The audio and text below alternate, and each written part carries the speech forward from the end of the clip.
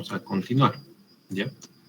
Hemos visto que hay 3 tipos de asentamientos, ¿no? Donde principalmente se trabaja con estos 2, que sería el asentamiento inmediato y el asentamiento por consolidación primaria, y este asentamiento por consolidación secundaria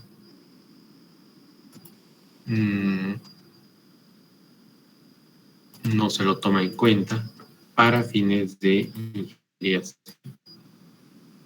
¿Ya? Entonces, ante una carga, el suelo inorgánico reacciona como 2 asentamientos que ocurren en 2 tiempos diferentes. Uno,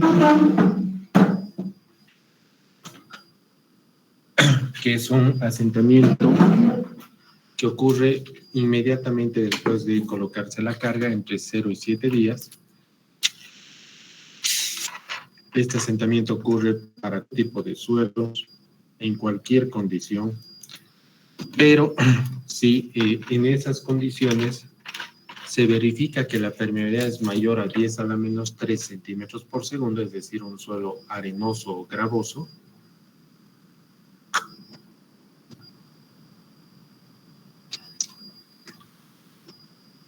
el asentamiento total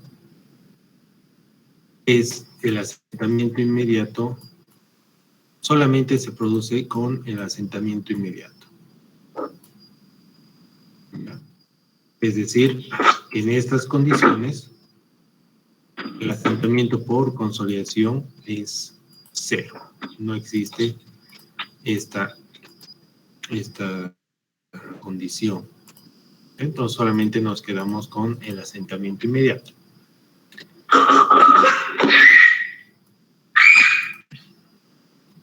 En cambio, cuando estamos hablando de suelos finos saturados,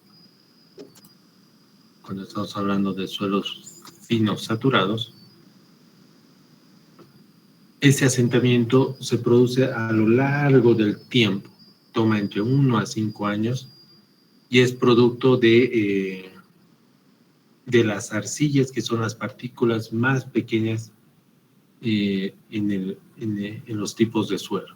Cuando estas arcillas están saturadas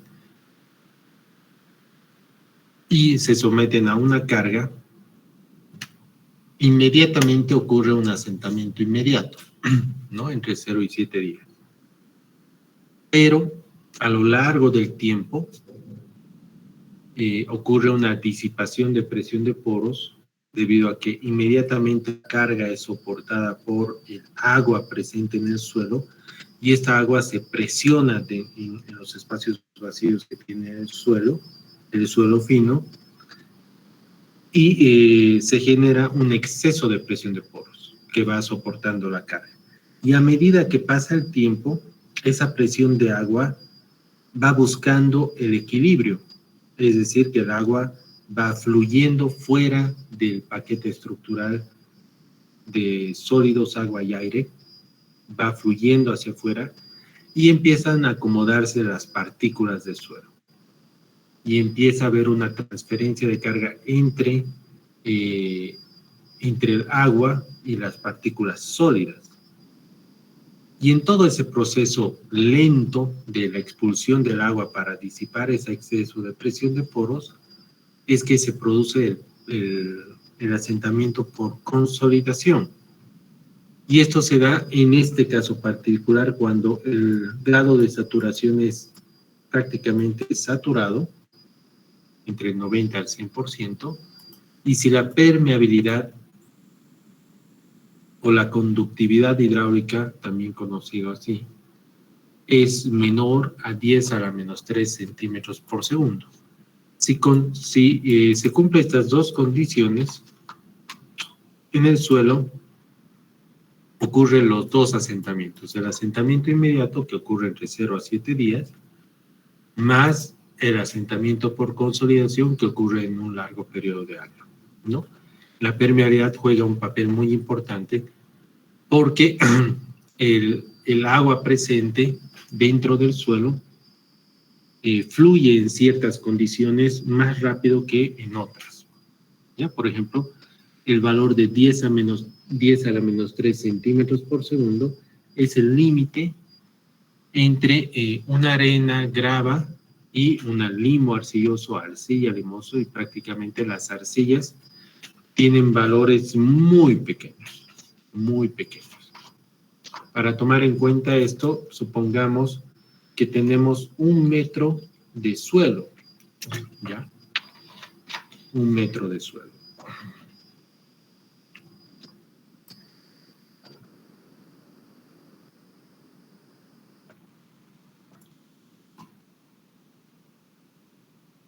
O sea, 100 centímetros. Si este suelo fuera grava, la permeabilidad, vean, vamos a elegir 10. 10 a la 0 es 1 centímetro por segundo, ¿ya? Aunque en promedio, digamos, las gravas tienen 10, ¿ya? 10 centímetros por segundo. La permeabilidad de 10 centímetros por segundo. Arena, en promedio, 10 a la menos 2, entonces eso es 0.02. El limo sería 10 a la menos 4, menos 5, porque esa es arcilla limosa también.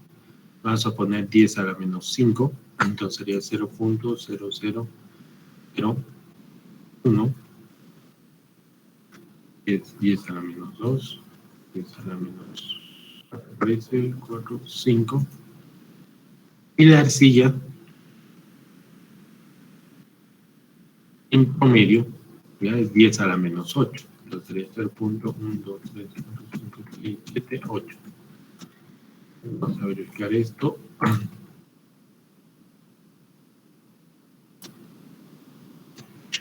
10 a la 1, 10 a la menos 2, a la menos 5 y a la menos 8. Está bien, ¿no?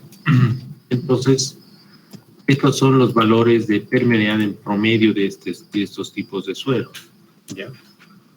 Entonces, si tuviéramos 100 centímetros de suelo y haríamos una carrera de agua, ¿cuánto tiempo tomaría recorrer este metro? Entonces, es 1 metro dividido entre esta permeabilidad, ¿no? Sería esto en segundos. Bueno, esto se mantiene en 10 segundos para tener en cuenta. Esto en minutos sería dividido entre 60 segundos, 1 minuto. Todavía no se ve tan bien, entonces esto dividido entre 1 hora sería 60 minutos, 1 hora.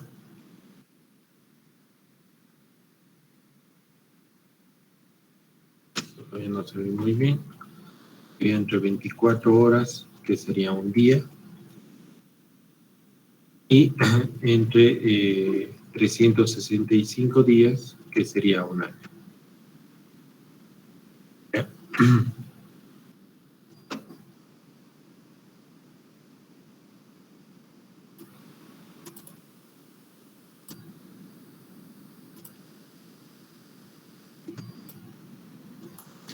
La grava, si fuera una grava, tardaría 10 segundos en pasar 1 metro de este tipo de suelo.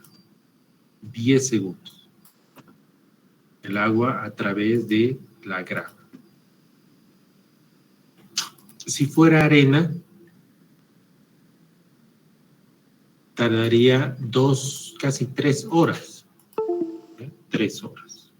Si fuera una arena media, ¿no? Si fuera un limo, tardaría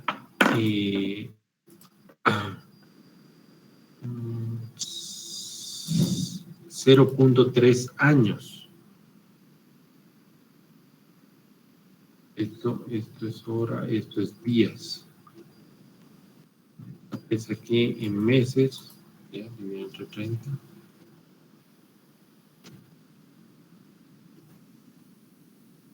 Casi 4 meses.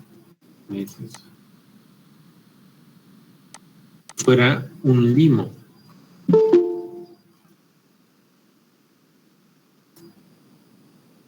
Si fuera un limo.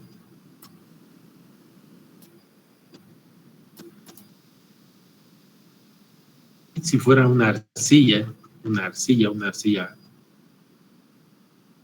pura, no es decir que no tenga arcilla limosa, limos arcillosos o gravas arcillosas.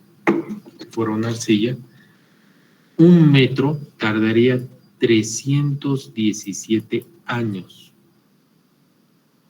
Una partícula de agua recorrer 1 metro de suelo.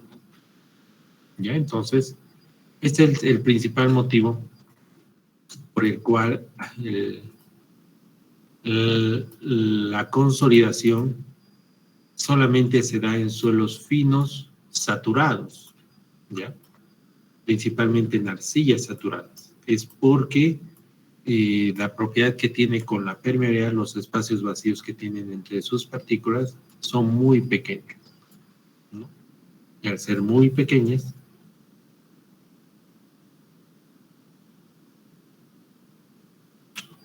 el agua no fluye con libertad, ¿ya? Fluye a medida que puede fluir, ¿ya? Y en el tiempo que le tome fluir, despresurizar, hace la transferencia de carga del agua hacia las partículas de sólidos, y los sólidos se van acomodando de tal forma de soportar esa carga.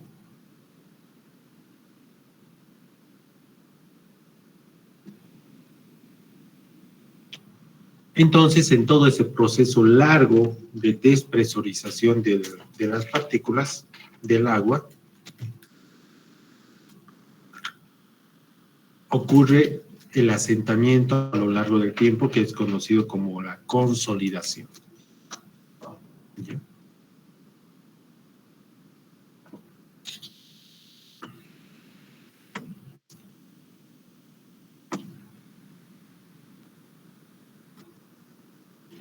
Entonces, dentro de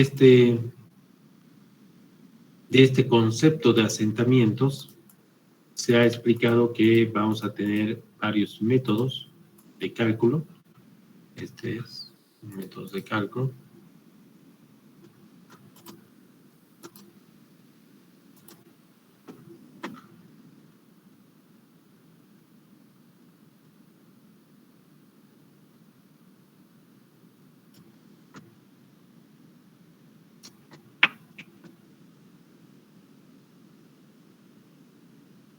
Y el método de Jambu es el método que vamos a utilizar para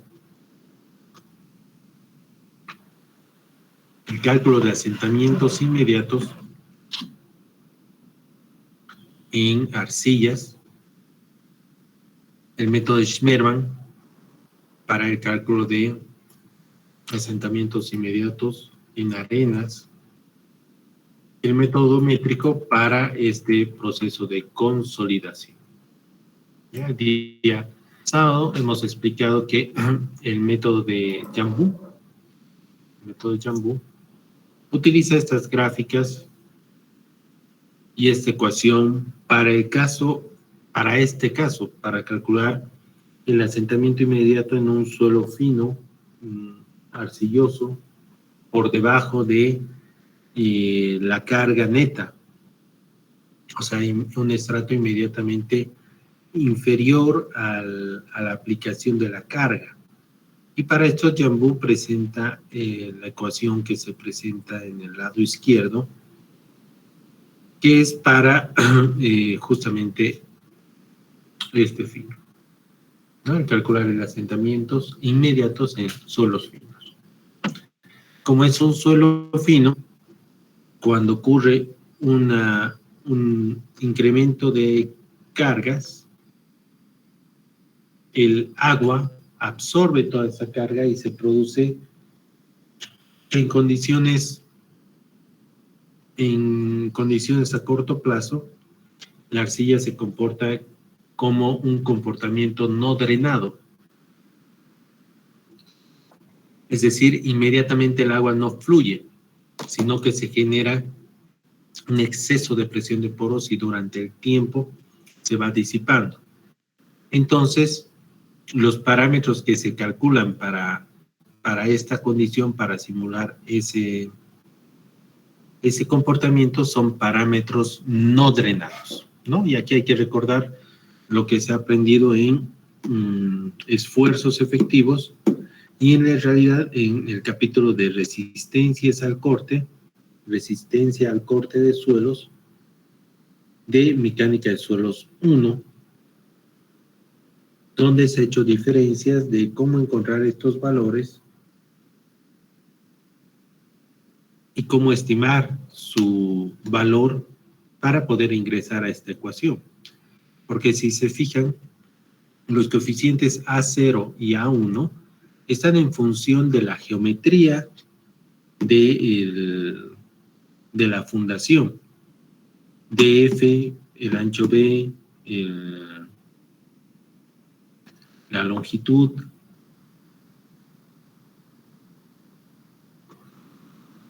la profundidad del estrato, todos esos valores están ya definidos por las condiciones del terreno. Entonces, su valor está predeterminado, podríamos decir.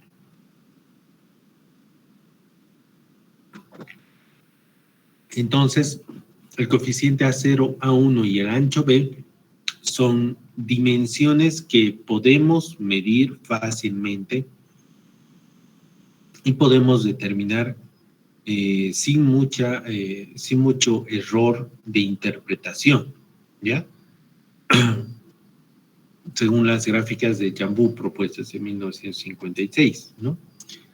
La carga neta también es un valor que podemos estimar con buena precisión y no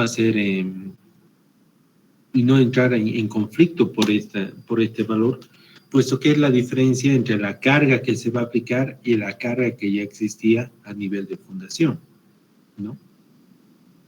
El único valor de esa ecuación que tiene dudas de qué valor puede ser adecuado, si están utilizando bien o si es construible o demás cosas, es el módulo de elasticidad no drenado. El módulo de elasticidad no drenado presenta ciertos valores bibliográficos y también presenta una cápite, una sección exclusiva de cuáles son las formas más apropiadas de determinar estos módulos de elasticidad que sean acorde a las condiciones del terreno. ¿Ya? Entonces, en esta parte, en el punto 2.2.3 del texto, en la página 114, se explica y se expone los diferentes métodos para calcular propiedades del módulo de elasticidad no drenado, ya sea en laboratorio a través del ensayo de carga de placa o relaciones empíricas, en función de otros parámetros que sí es posible medir rutinariamente. ¿Ya? Entonces, en el caso de arcillas, en el resultado de ensayos de laboratorio, existe un equipo que es exclusivamente para medir la resistencia no drenada y también el módulo de elasticidad no drenado que se obtiene en la realización de ensayos de compresión no confinado a partir del módulo de compresión triaxial. De forma resumida, ¿ya? Un resultado de un ensayo de compresión no confinada puede ser mostrado en esta gráfica, ¿no? Y el valor de módulo de elasticidad, existen varios criterios. Por ejemplo, el criterio del módulo de elasticidad 50%. Como el resultado del módulo de elasticidad es una gráfica particular que no necesariamente se puede reproducir de esta manera en diferentes tipos de suelos, sino que cada suelo va a tener su propia particularidad. Entonces, un criterio aceptado de poder tomar un buen valor de módulo de elasticidad no drenado es poder asumirlo como el módulo de elasticidad 50%. ¿De qué trata este módulo de elasticidad 50%? Es del pico de la resistencia dividir entre dos partes iguales, ¿no? Por eso es 50%, mitad y mitad. De estos 50, de esta división del 50%, se traza una horizontal hasta que intersecte el avión en la gráfica, hasta que intersecte en la gráfica y se una con el punto de origen, el punto intersectado, ¿ya? Esta recta en esta gráfica de variación de incrementos versus la variación de deformación unitaria nos indica la pendiente de esta recta, nos indica el módulo de elasticidad 50%. ¿Ya? Numerosos datos recuperados tanto en campo como en laboratorio indican que los valores obtenidos de módulo de elasticidad no drenado como módulo de elasticidad secante son bastante bajos debido primordialmente a dos razones: la alteración ocasionada de la muestra durante el muestreo y la preparación previa del ensayo, y defectos tales como fisuras que son muy comunes en depósitos de suelos sedimentarios. Y en este caso estamos hablando que el módulo de elasticidad secante es el módulo de elasticidad que pasa a través de un punto de la curva. El módulo de elasticidad no drenado puede ser considerado igual al módulo de elasticidad 50%, siendo el módulo de elasticidad 50 el valor del módulo secante determinado en un punto cuya ordenada es igual a la mitad de la ordenada del esfuerzo desviador pico.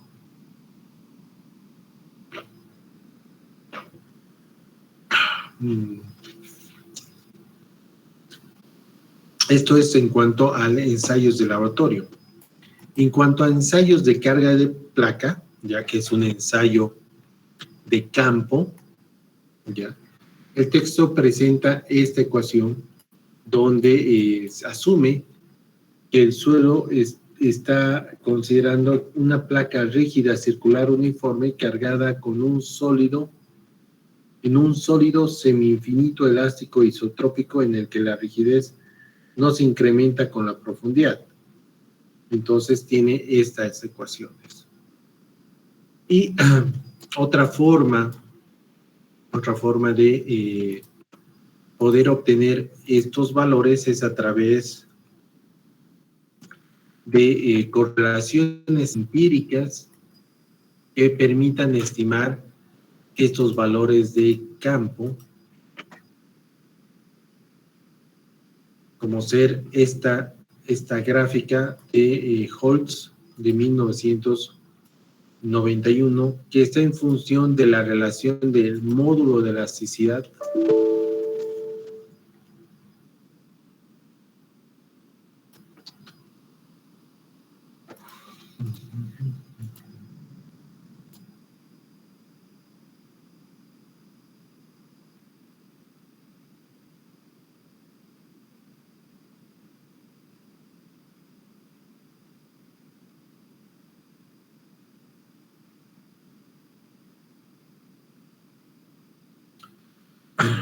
Esta gráfica es una recuperación de distintos ensayos sobre un suelo fino, ¿ya?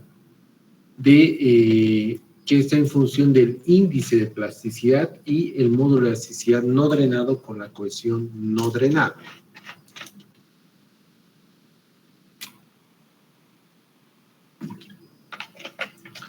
Y en este se ve una relación ¿cómo les podría decir? No lineal, pero sí un grupo de ensayos que tiene un límite. El límite podríamos rayarlo de esta manera.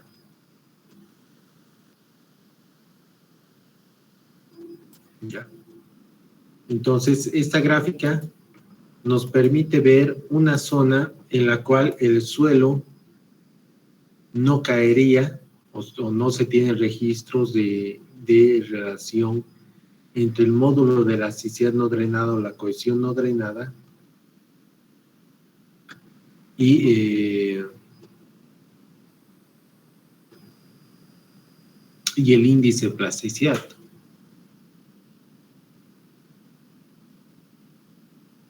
Ya.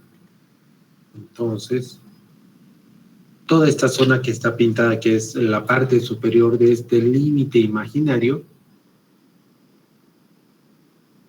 es que nos indica que en esta zona históricamente no es posible encontrar suelos que graficando su modo de elasticidad entre la cohesión no drenada versus el índice de plasticidad, es una zona que no corresponde al comportamiento del suelo. Sería raro ver de que teniendo un resultado de modo de elasticidad y cohesión no drenada y conociendo los valores de índice de plasticidad, el resultado no sea aquí. Sería muy raro, habría que revisar. En cambio, si nosotros tuviéramos el índice de plasticidad, más allá de poder conocer el tipo de suelo o poder conocer algunas particularidades, acorde a esta gráfica, ya, se puede tener una relación muy buena en cuanto a la información que se tiene para sacar el módulo de elasticidad no drenado. El índice de plasticidad sale de los límites de Atterberg del ensayo de límites de consistencia.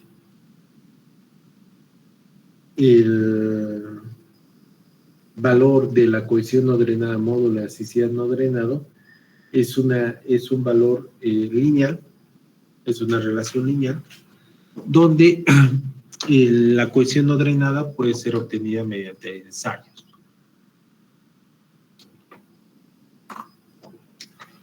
Entonces, con este índice de consolidación, uno puede tener un rango de valores entre módulo de elasticidad y cohesión no drenada, y a partir de este rango poder obtener el módulo de elasticidad no drenado, que es el valor que ingresa a esta ecuación y es determinante para poder estimar asentamientos.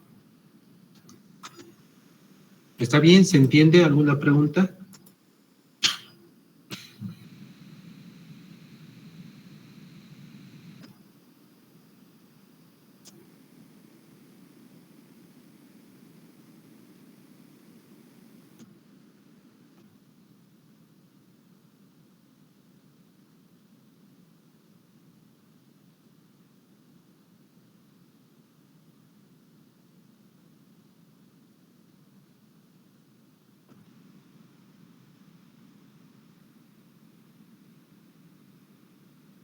Ya. Otros valores referenciales para poder tener una idea de módulo de elasticidad no drenado se presentan en esta tabla, donde hay que hacer una pequeña corrección de typeo, ya, eso por favor, o si lo tienen impreso, pueden rayarlo. Ya. Es que presenta una relación para este tipo de suelos que tienen una razón de sobreconsolidación menor a 3, entre 3 a 5 y mayor a 5. Todavía no hemos hablado de qué significa la razón de sobreconsolidación. Lo vamos a hacer cuando estemos tocando asentamientos por consolidación, pero solamente nos quedamos de que hay 3 clasificaciones menor a 3, entre 3 y 5 y mayor a 5, y dependiendo a eso, si es que, si se tiene el dato de índice de plasticidad, pues se tiene 3 columnas. Y uno obtiene el valor de la relación entre el módulo de elasticidad y la cohesión no drenada. Si tiene la cohesión no drenada, entonces despeja el módulo de elasticidad. ¿Ya? Entonces aquí las correcciones que hay que hacer es, se elimina este símbolo y se coloca lo que realmente que es de la cohesión no drenada. Otro error que hay en esta tabla es de símbolos, ¿no? Índice de plasticidad mayor a 50, índice de plasticidad menor a 30. Entonces, aquí hay que corregirse, hay que corregir en el texto, en su texto, o hacer mención de que para utilizar esa tabla, el índice de plasticidad debe estar entre 30 y 50. ¿Alguna pregunta?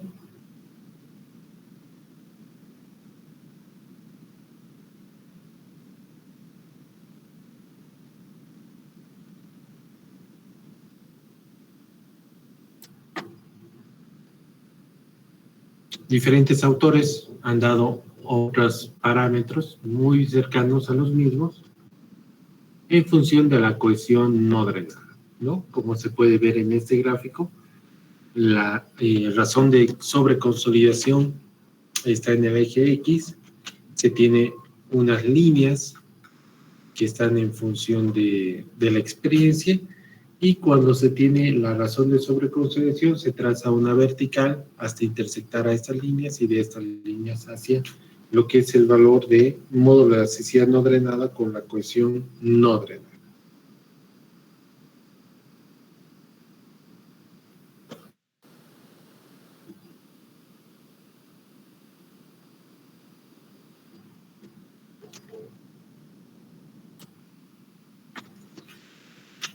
La magnitud y velocidad de los asentamientos y deformaciones resultantes medidos en estructuras cimentadas sobre suelos granulares señalan que la parte de asentamiento de la principal trascendencia es de carácter inmediato.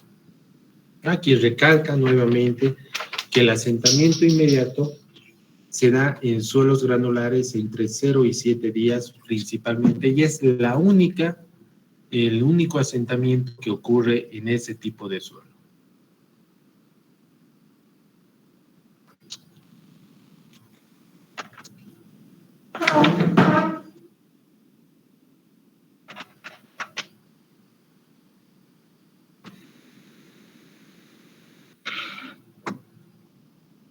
La alta permeabilidad caracteriza arenas y gravas, es responsable de la mayor parte del asentamiento que tenga lugar durante la aplicación de las cargas sobre la fundación. Entonces, es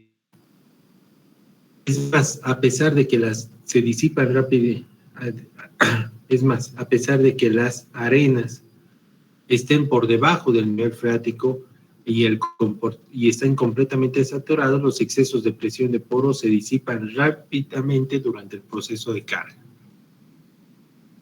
Es por eso que se debe calcular el asentamiento en arenas para la máxima intensidad funcional, y si dicha aplicación ocurre durante el proceso constructivo, el asentamiento se habrá movilizado en su mayor parte al determinar el periodo de construcción, y por consiguiente, con posterioridad a la finalización de dicho periodo, solo son probables asentamientos menores por fluencia.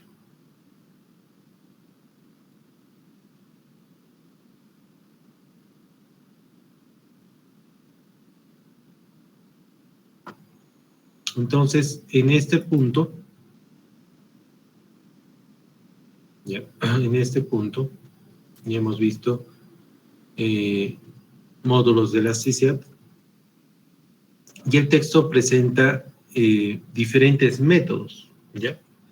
El método de Terzaghi-Peck para calcular asentamientos inmediatos en suelos granulares, Burland y Burdish del 95, y ahí hay un ejemplo. es Shuffle y Sharif del 65. ¿Ya? Y el cuarto método es el método Schmerman de 1970. Es en este método el cual vamos a centrar el cálculo del asentamiento inmediato en suelos granulares, debido a que este método es el más conocido y es el que más se utiliza y es el más común. Los otros métodos que se presentan aquí no son los más usados, no es su uso común, pero son otra alternativa para estar del lado de la seguridad para poder calcular bien asentamientos inmediatos. ¿Ya? Entonces, John Schmerman, no me acuerdo su otro apellido, es un otro nombre, propuso un nuevo procedimiento para el cálculo del asentamiento debido a fundaciones continuas emplazadas en suelos granulares.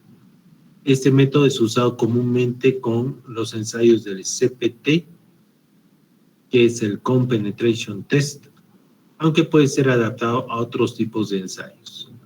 Tanto el ensayo CPT como los ensayos más importantes para la exploración del subsuelo son desarrollados en el capítulo 8 de exploración del subsuelo. El método Schmerman es un procedimiento empírico desarrollado a partir del modelo físico de asentamientos que fue calibrado mediante el uso de datos empíricos. Este método, a partir de su carácter empírico, tiene una base racional de la teoría elástica y el análisis de elementos finitos y en observaciones realizadas tanto en campo como en laboratorio. Es así que Schmerman en el 70, basado en mediciones que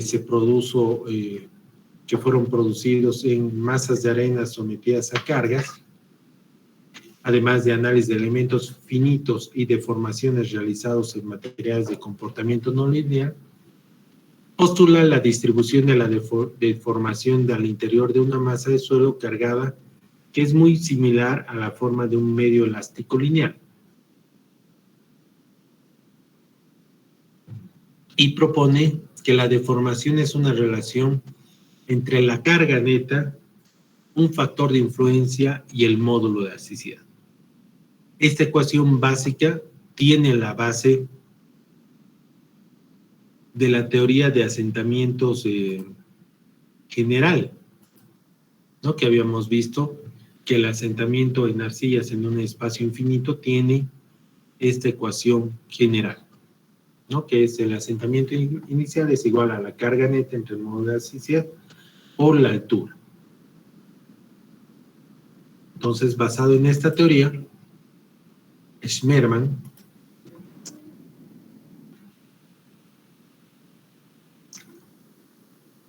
propuso esa ecuación para resolver el tema del asentamiento.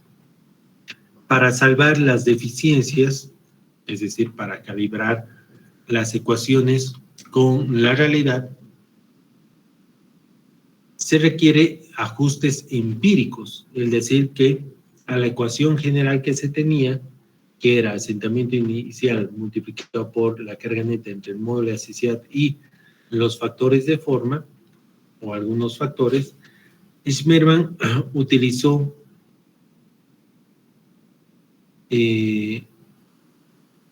primeramente una sumatoria de asentamientos por estratos pequeños, aproximadamente homogéneas, y de estas eligió la manera apropiada para poder transformar su idea en una ecuación.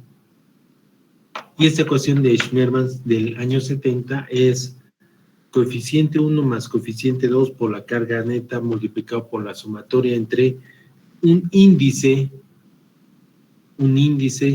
13 multiplicado por delta z entre el módulo de la elasticidad. ¿Ya? Aquí Schmerman propuso trabajar con la ecuación general de asentamientos, aumentando incrementos de esfuerzos, factores de influencia y factores de corrección por profundidad y por fluencia en el tiempo. ¿Ya? Entonces aquí presenta Schmermann el coeficiente 1 y el coeficiente 2 en 1970.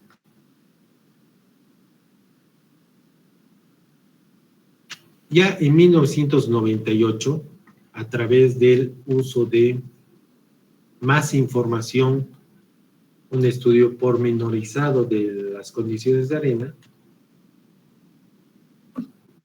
Schmermann en el 78, Schmermann y Hartmann, introdujeron modificaciones al método propuesto de 1970. La distribución, principalmente las modificaciones, toman en cuenta la geometría de la fundación y su efecto en el factor de influencia, además de tomar en cuenta un índice de plasticidad pico, un índice de factor de influencia mucho más puntual, y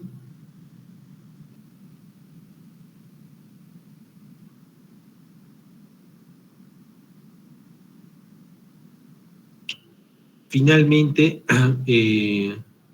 la adición de un coeficiente 3 que tome en cuenta la forma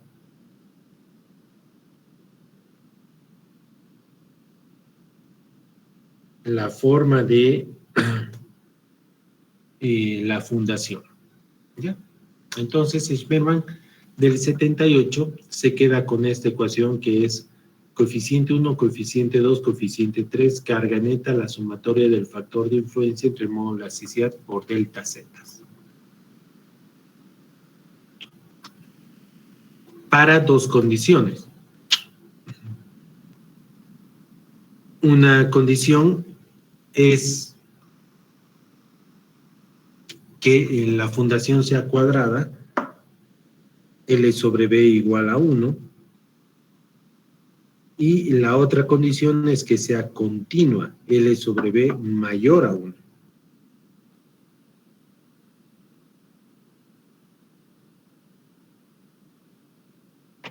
¿Ya? Entonces, esta parte todavía no la vamos a tocar, vamos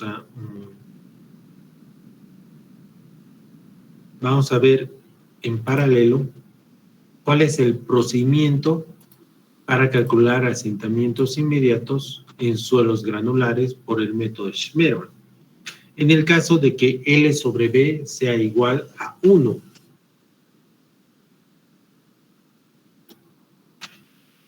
L sobre B igual a 1. Entonces, en una condición natural, ya, vamos a hablar de esta condición donde se tiene un tipo de suelo 1, ya hasta cierta profundidad, suelo de tipo 2, granular, suelo tipo 3, suelo tipo 4 y suelo tipo 5, ya, granular. Y se tiene una fundación que transmite una carga, que en este caso vamos a llevar carga neta,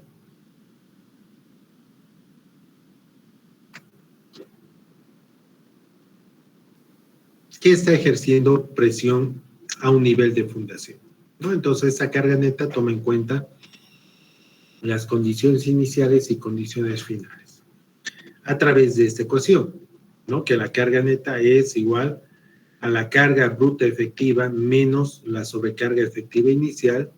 La carga bruta efectiva es la carga bruta menos la presión de poros en condiciones finales a nivel de fundación, y la sobrecarga efectiva inicial es igual a la carga y la sobrecarga total menos la presión de poros en condiciones iniciales, ¿ya?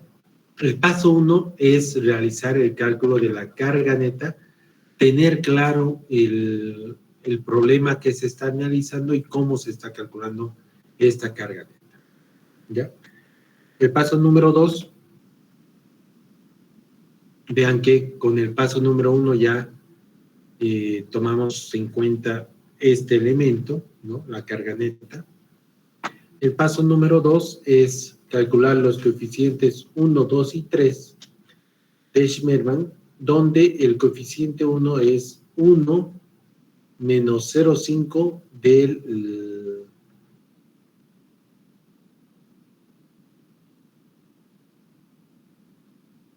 de la ecuación, ¿ya?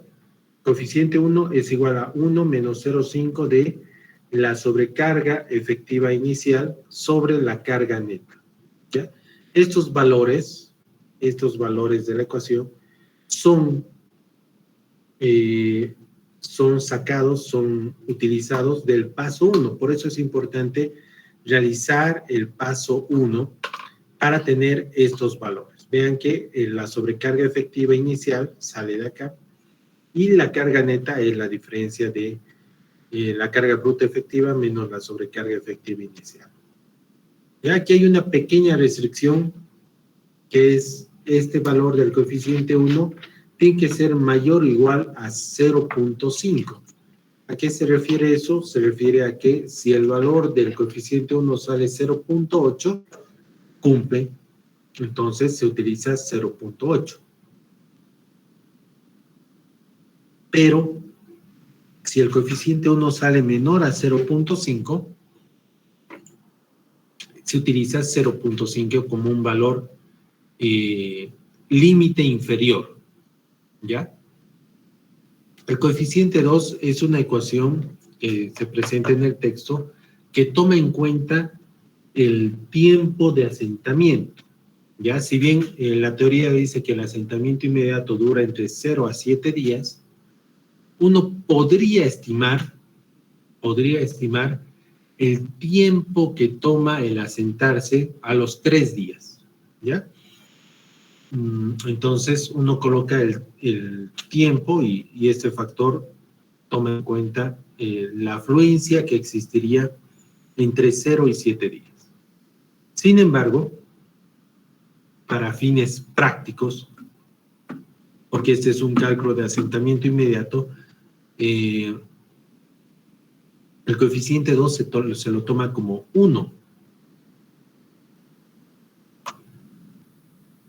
Y es que no nos interesa separar cuánto asentamiento se va a producir en el suelo de un día para otro, sino saber cuánto asentamiento se va a deformar al final de la semana, ¿ya? O al final del proyecto. Entonces, para eso ya ha debido pasar más de 7 días. El coeficiente 3 es el que relaciona las dimensiones de la fundación a través de esta ecuación. 1.03 menos 0.03 L sobre B. La relación L sobre B para el caso de cuadrada es 1. La relación entre el largo y el ancho es 1. Entonces, el coeficiente 3 es 1 por 0.03. Ese valor resta a 1.03. Entonces, el coeficiente 3 para la condición cuadrada es 1. Y ese valor tiene que ser mayor o igual a 0.73. Y en este caso sí cumple, ¿ya? Como es mayor a 0.73, el coeficiente 3 es igual a 1. Como paso número 3, se tiene la gráfica del factor de influencia versus profundidad relativa. Y para eso hay que referirnos a esta gráfica que está en la figura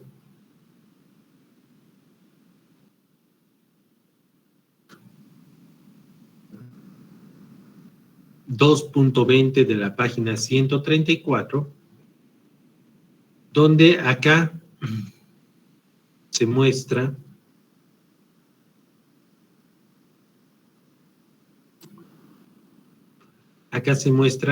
dos gráficas de factor de influencia versus profundidad relativa, que es profundidad del factor de influencia debajo del nivel de fundación.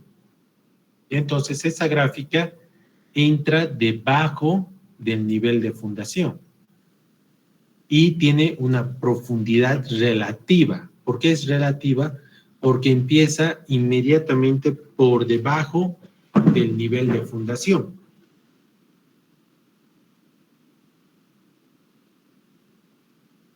Entonces, para una condición cuadrada, ¿ya?, la gráfica que tenemos que usar de guía es la gráfica de línea continua, ¿ya?, que es la de acá, y dice que a una profundidad relativa 0, o sea, al nivel de fundación, el factor de influencia es 0.1.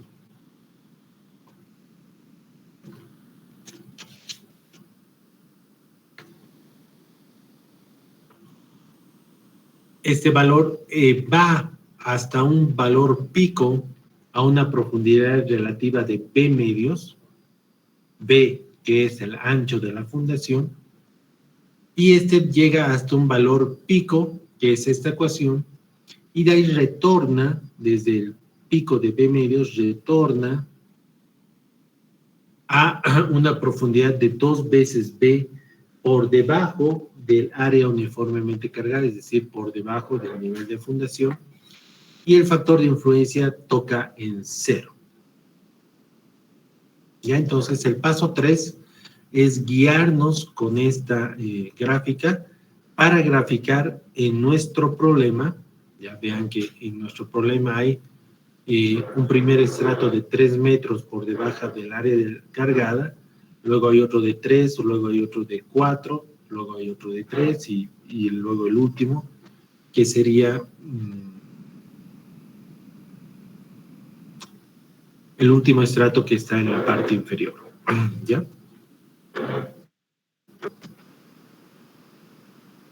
Acá se grafica de esta manera, empieza en 0.1, va hasta un pico que está a una profundidad de B medios. Aquí el ancho de esta imagen es 4 metros, entonces aquí la profundidad relativa sería B medios, 2. Y ahí es donde ocurriría el pico, el factor de influencia pico, el valor, el máximo valor que está asumiendo en esas condiciones. Y de ahí retorna hasta 0 el factor de influencia hasta una profundidad de 2 veces el ancho. Y aquí en una profundidad relativa. Acá el ejemplo es que el ancho sea 4 metros, entonces tiene un pico a 4 medios, que sería 2, y luego al 2 veces el ancho, que sería 8, tiene el factor de influencia igual a 0. ¿Cómo hay que entender este factor de influencia? Es un valor que representa cuánto se está deformando esa profundidad, ¿ya? Si tenemos un punto de muestreo en esta profundidad de 2 metros, vamos a esperar que este punto se deforme más, porque tiene un factor de influencia elevado, que este punto que está ya casi por el 0, que no le llega el factor de influencia. ¿Ya? ¿Alguna pregunta hasta aquí?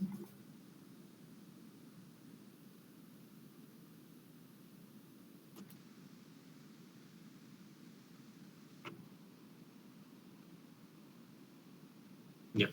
Aquí quedaríamos, el día de mañana vamos a continuar. Por favor, reparsen el método Schmermann 1985 y estudien el ejemplo 2.3 que vamos a ir revisando paso a paso este ejemplo. ¿Ya? Si no hay más dudas, aquí quedaríamos. Gracias. Hasta luego. Ingeniero, disculpe, ¿el día de hoy tomó asistencia? Sí, tomé asistencia. Porque yo no lo escuché. Bueno, ni bien hemos iniciado clases, hemos dado asistencia. ¿Ya? Muchas gracias, ingeniero. Que Bien. tenga buen día. Gracias. ¿Alguna otra pregunta?